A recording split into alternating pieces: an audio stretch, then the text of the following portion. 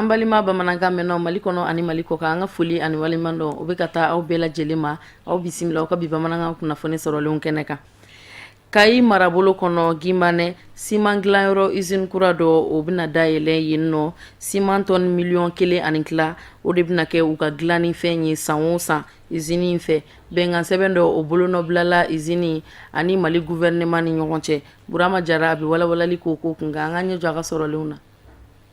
Siman bɔyɔrɔ usine kura kɔni bɛna dayɛlɛ Mali kɔnɔ Kibane min ni o bɛ Kayi mara la. Nin siman bɔyɔrɔ in kɔni bɛna kɛ sababu ye ka tali kɛ kosɛbɛ siman dontaw la Mali kɔnɔ. N'i y'a lajɛ minan minnu bɛ don Mali kɔnɔ san kɔnɔ siman jɔra fɛnɛ ka bon la kosɛbɛ. O hukumu kɔnɔna la nin siman bɔyɔrɔ in dayɛlɛli hakilinaw kɔni nana yaasa siman tɔni miliyɔn 1 ani 500,000 bɔɲɔgɔnko ni ka o bila maliyɛnw bolokɔrɔ san kɔnɔ. Wa a ti da o dɔrɔn ma fɛn min ye baarakɛla maa 770,000 a bɛna o bolo don baaraw la maa 45 bɔɲɔgɔnko u n'olu kɔni bɛna jɛ ka baara kɛ a bɛ fɔ minnu ma ko permanent. Nin siman bɔyɔrɔ kura min ni a bɛna dayɛlɛ Kibane Kayi mara la a musakaw kɔni bɛ t'u jɔ fo miliyari 200 ani kɔ bɔɲɔgɔnko sefa wari la. Mali minisiri min ka baaraw bɛɛ lajɛlen bɛnnen bɛ Mali kɔnɔfɛnw bayɛlɛmali ma ni an ko ma ministre de développement industriel ale ni cakɛjɛkulu min ni o tɔgɔ ye GIA Equity olu ɲɛmaaw kɔni ye bolonɔbila sɛbɛn kɛ yaasa nin siman bɔyɔrɔ in bɛ se ka sigi sen kan don n'a nataw kɔnɔna la n'o bɛna kɛ Kibane jɛma cercle la yaasa nin siman bɔyɔrɔ in ka se ka tali kɛ kosɛbɛ siman dontaw la Mali kɔnɔ min ni o bɛ t'i jɔ tɔni miliyɔn 3 bɔɲɔgɔnko la san kɔnɔ.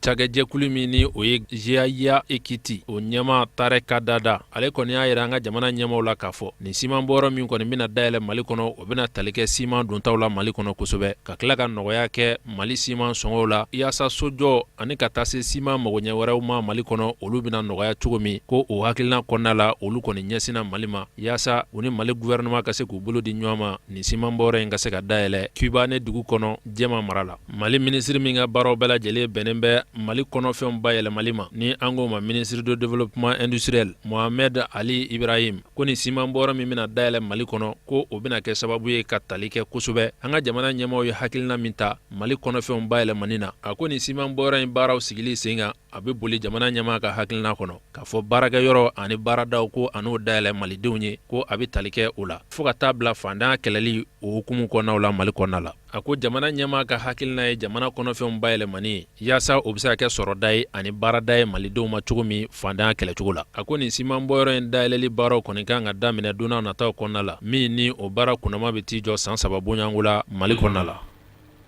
Banamba cercle kɔnɔ dugu 7 commune o ka den minnu sigiyɔrɔ bɛnnen don u ka dugu kɔkana ma n'u talen don fɛn ɲini Angola jamana kɔnɔ u ye dɛmɛdɛmɛya ta ka ɲɛsin u ka faso ma ni dɔgɔtɔrɔso minɛn caman dili ye a kɛra jumadon Tuba commune kɔnɔ maba caman o tun b'a kɛnɛ kan kɛrɛnkɛrɛnnenya la Tuba yɛrɛ maa ɲɛmaaw an ka mɔgɔ minnu tun b'a kɛnɛ kan Sherifila Jabaniso tɔgɔ la Maretu Jalo ani Mohamed Sidibe an ka jɛ an k'u ka sɔrɔlenw lajɛ.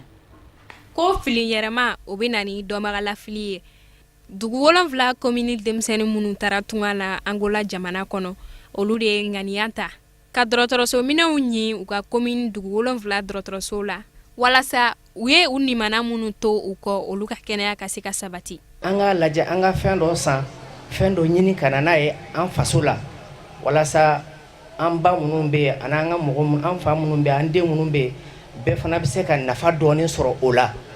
Bon ala y'an garisɛgɛ ni machine ninnu de la eco machine ninnu ala y'an garisɛgɛ olu la an y'olu sɔrɔ kɔnɔ olu di an faso ma an se kɛra nin de ye fɔlɔ a tɔ bɛ ala bolo ala mana hɛrɛw jidi ala mana n'a ka naw ye ka ko wɛrɛw nɔgɔya an bɛ se ka na ni fɛn wɛrɛ fɛn min tɛ nin fana ye bon inshallah machine ninnu y'an coûté min na après a bɛ bɛn miliyɔn 15 ma a n'a fɛrɛw donc an bɛ duwawu ɲini aw fɛ a ye duwawu k'an ɲɛ halisa tunga de do a ma nɔgɔn. Des amateurs kɔni sanna u sera kɛnɛ kan yan o tɛ koba ye a bɛna tɔn mɔgɔ minnu n tɛgɛ ka u ka baara kɛ n'a ye o de ye koba ye n'u sera k'a minɛ ko ɲuman na toujours an fana an b'an ka baara la ten an hakili b'a la an bɛ dɔ kɛ min tɛ nin fana ye mais min b'a ja premier min nana o ka minɛ ko ɲuman na o de ka gɛlɛn denmisɛn minnu fana bɛ yan an ka jeunesse mɔgɔ minnu fana sigilen bɛ Tuba yan u fana kana sigi ko tɛgɛ fila bila u sen ka ten an b'a dɔn u bɛ ko ba la dugu in kɔnɔ halisa u fana u ka ɲɔgɔn minɛ ko ɲuman na u k'u hakili to ɲɔgɔn na u ka se ka baara kɛ dugu kɔnɔ yan n'u ye baara kɛ anw fana minnu bɛ kɔfɛ anw bɛ min kɛ olu de bɛ se ka sabati an bolo yan mais n'olu ta ma se ka ɲa anw bɛ min kɛ a bɛɛ bɛ kɛ sanjikɔrɔ wɔsi ye. nin ko in kɛra nisɔndiyaba ye tubakaw bolo barisa olu hakili la ni den tara tunga na ka tila ka hakili to i la o ye nisɔndiya koba ye ni dɔgɔtɔrɔso minɛ ninnu musaka bɛ t'u jɔ sefa wari miliyɔn 15 la. nin ye ala tanu de ye nin b'a yira halisa k'a fɔ bɛn de ka di bɛɛ lajɛlen na n'an bɛnna fɛn caman bɛ yen nɔ o bɛ se ka lasɔrɔ dugu kɔnɔ yan nin b'a yira k'a fɔ an ka mɔgɔ minnu bɛ tunga na u bɛnnen don o bɛn de sababuya y'a to u sera ka nin kɛ donc an b'u fo o foli la an bɛ dugawu fana k'u ye wari in bɔra nafolo minnu na ala ka barika don a la an bɛ dugawu kɛ fana u sigilen bɛ yɔrɔ minnu na ala ka sigi nɔgɔya an n'u bɛɛ lajɛlen ye. Nin matériel Sescom t'a dɔn nka mairie fana de t'a dɔn population bɛɛ lajɛlen de t'a dɔn donc a kan ka minɛko ɲuman na walasa a dabɔra fɛn min kama o nafa bɛ se ka y'a la cogo min na ni de ɲininen don n'i bɛ dɔ kɛ n'i ye dɔɔni sɔrɔ i hakili to tɔw la. A ka kan denmisɛnnin ninnu ka fɔ k'u barikada barisa u ye baara belebele de kɛ faso jɔli la ka sanji gɛlɛya ku ka tile gɛlɛya ku nɛnɛ gɛlɛya tunga yɛrɛ gɛlɛya ku ka tila k'i miiri i faso la ninnu de ye jigiw ye ni tungarange bɛɛ ye ninnu ka waleya ladegi a ka ca ala fɛ bana ka dɔgɔya an ka jamana kɔnɔ. Association pour le Mali APM jɛkulu min ni o ɲɛmɔgɔ bɛ Mali minisiri bolo minisiri min n'o ka ca bɛnnen don dugukolo koɲɛw ɲɛnabɔli de ma Mohamed Ali Bachili sibiri don u ye tile kelen ta k'o kɛ joli di don ye walasa k'o kɛ tasibila ye Mali lakana tigilamɔgɔw la an ka mɔgɔ minnu tun b'a kɛnɛ kan Usmane Sogore Ibrahim Kulubali an ka jɛ an ka ɲɛmada sɔrɔlenw fɛ walasa ka dɛmɛ kɛ ka ɲɛsi an ka lakana sabatibaw ma n'o ye sɔrasiw polisiw gendarmew o ni a ɲɔgɔnna caman u ko dogo do baara gɛlɛn na u bɛ k'o mun kɛ jamanadenw ye n'o baaraw dɔ bɛ tali kɛ jamana kumabɔli la ka jamana ka dugukolo fan bɛɛ lajɛlen lakanali ka se alamadenw an'u bolominɛw lakanani ma ani banbaciya wale kɛlɛli ka bɔ an ka jamana kɔnɔna na o cadre de kɔnɔna na ni jɛkuli n'a bɛ wele ko les associations pour le Mali APM ale ye ni jelidi baara in labɛnni sigi sen kan. Association in a sigi kun ye Mali de ye a kun tilenna ye Mali de ye n'an y'a hakiliw jakabɔ a ma mɛn Mali ko kun gɛlɛyara kojugu fo maa wɛrɛw ko u bɛna mara koloni fasa la ka marifa ta ka don an kan k'i sigi an ka duguw kɔnɔ k'a fɔ k'u y'a tigi y'a minɛ halisa n'an sera ka bɔ o da fɛ o da ɲuman fɛ halisa gɛlɛya tɔ bɛ yen o gɛlɛya tɔ in jamana ɲɛsinnen b'a la ɲɛdo bɛɛ ɲɛsinnen b'a la nka a kɛlɛ kɛbagaw o y'an ka sɔrɔdasiw ye ni an ma to ka fɛn dɔ yir'u la k'a fɔ u n'an jɛlen don kibaruya in na olu de bɛ kɛlɛkɛyɔrɔw la mugu bɛ ɲɛsin olu de la kati olu dɔw de ni bɛ to a la dɔw bɛ bana n'u banana u bɛ furakɛ n'u banana a bɛ se ka kɛ u mago bɛ ye jeli la o don b'anw de la kana jeli b'an na n'an jeli bɛ se ka ta ka d'u ma ɲana o fana ye dɛmɛ dɔ ye hali ni dɛmɛba tɛ a bɛ ŋaniya kɔni bɔ a bɛ ŋaniya wasa donc o de la an ye nin labɛn k'a ŋaniya yira kɛlɛkɛlaw la k'a ŋaniya yira armée la k'a yira gendarmew na k'a yira polisiw la k'a fɔ ni ko Mali olu mun fana bɛ Mali ko la kɛlɛ la fulu ni bɛ a da fɛ o tuma a tɛ se ka kɛ fanga dɔ kɛ k'a ɲɛsin fana la. An ka sɔrɔdasiw an k'u dɔn an k'u bonya an ka polisiw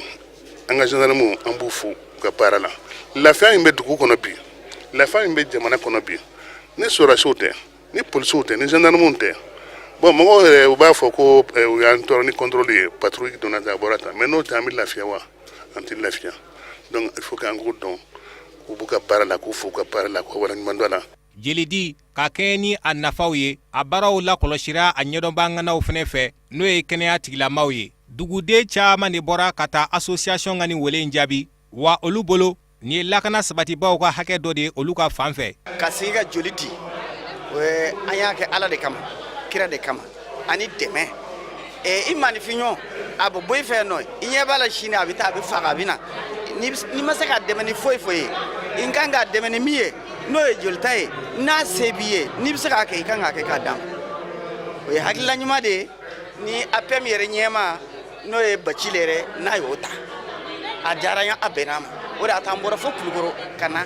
an ka lajɛ an ka sɛgɛsɛgɛ bali nafa min b'a la a bɛ se ka kɛ bana dɔ b'i la i t'o dɔn dɔgɔtɔrɔ b'a lajɛ i t'a dɔn mais ala ni APM sɛbɛn n'u y'a lajɛ k'a sɛgɛsɛgɛ bana dɔ nɔ sɔrɔ i la u n'a ɲɛ f'i ye a tɛ kɛ dogola foyi. ne nana n joli di ko dɛsɛ bɛ minnu na k'u dɛmɛ mais n bɛ an ka association de tɔgɔ la APM ne yɛrɛ y'o diinɛ ɲɛmɔgɔ ka président ka dangan ye n'i bɛ kuma i bɛ fɛn min dɔn i bɛ kuma o de kan komi an ka kira yɛrɛ ko ten ko Allahu fi awni al-abdi ma dama al-abdu fi awni akhihi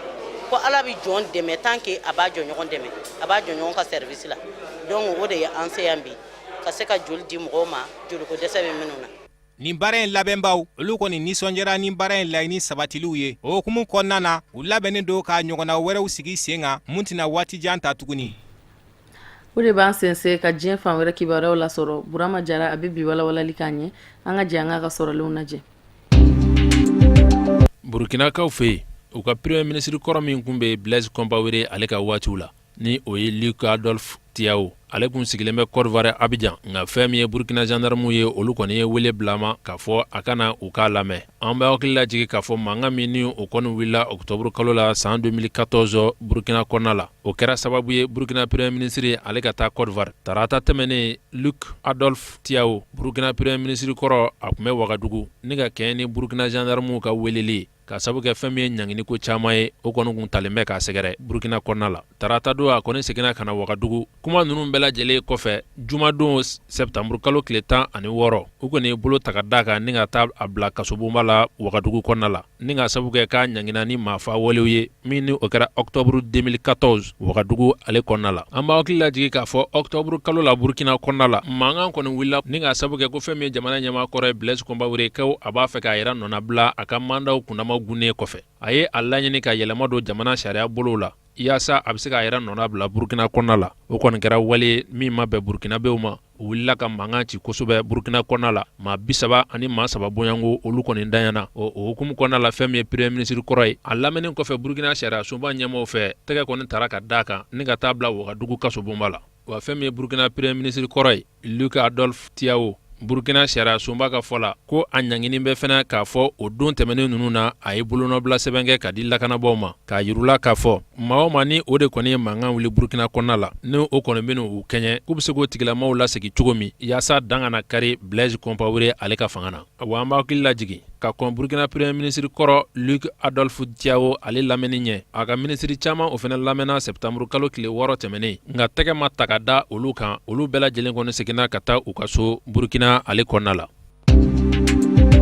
Nigériakaw fɛ yen Tchad sɔrdasiw ka fara Niger ani Nigeria sɔrdasiw ani Cameroun taw kan olu kɔni jɛra ni ka kɛlɛ b'a bolo da u ka bamanci jɛkulu ɲɛkɔrɔ min ni an ko ma ko Boko Haram Nigeria o kɔrɔ yan fan fɛ u ka dugula min ni o tɔgɔ ye Difa maa 38 bonyango bamaciw la o kɔni ni tora fɛn min ye Niger ka fara Nigeria ani Tchad sɔrdasiw kan maa 2 bonyango o kɔni o banana Niger ministre min ka baaraw bɛɛ lajɛlen bɛnnen bɛ lakanaw sabatili ma Niger kɔnɔna la ni o ye colonel Mustapha Ledru ale kɔni bɔra ka kunnafoniya di ka fɔ ka sɔrdasiw ni Boko Haram kɔni seli min kɛ ɲɔgɔn ma Nigeria kɔrɔyan fan fɛ o kɔni kɛra sababu ye maa 38 bonyango u ka dangɛri o ni na Boko Haram ka kɛlɛdenw na ko wa u yɛrɛ ka sɔrdasi maa 2 bonyango o kɔni bananen don an b'a hakili lajigin septembre kalo tile 12 ka taa bila tile 14 na hakilina min tara Tchad sɔrdasiw fɛ o de ye ka Boko Haram silatunu ni ka bɔ Nigeria ani Cameroun danjɛ la o hakilina de kɛra sababu ye u ka Boko Haram koro Nigeria kɔrɔyan fan fɛ Difa ale mara la an b'a hakili lajigi k'a fɔ septembre kalo tile 12 ka taa bila tile 14 na Boko Haram ale kɔni ye bingali wale boloda min ni o kɛra Nigeria kɔrɔyan fan fɛ Difa o mara la baɲumankɛtɔn minnu bɛ yen n'an ko ma ONG olu kɔni y'a yira k'a fɔ Boko Haram kɔni tɛmɛna Araba sufɛ Gweseru ni o bɛ Difa mara la u ka ni bamanciya wale kɔnɔna maa ni ma to u kɔni waribonw dakari ani ka taa se u ka fura feere yɔrɔw ma ni o ye farimasiw ye. Nga o bingani wale in fɛnɛ kɔnɔna la Nizeriya sɔrɔdasi ma 5 bɔɲango o ni tora. Ma wɔrɔ fana banana Boko Haram fɛ. Fɛn min ye Niger, Tchad ani Nizeriya sɔrɔdasiw ka bolodon ɲɔgɔnma ye. O kɔni kɛra sababu ye u ka dangari Boko Haram na Difa ni o bɛ Nizeriya kɔrɔyan fan fɛ. An b'a hakili lajigi k'a fɔ kabi février kalo san 2015 Boko Haram a kɔni bɛ bingali wale la Difa o maraw kɔnɔna la. Kabi Boko Haram ka o bingali wale de cayara Nizeriya kɔrɔyan fan fɛ. Tchad sɔrɔdasiw ka fara Niger ani Cameroun ka olu kɔni y'u bolo di ɲɔgɔn ma yaasa ka se ka Boko Haram kɛlɛ ka bɔ nin yɔrɔ ninnu na. I n'a fɔ Dusek min ni o bɛ Nizeriya fɛ ani Damsek o bɛ Niger ale fan fɛ.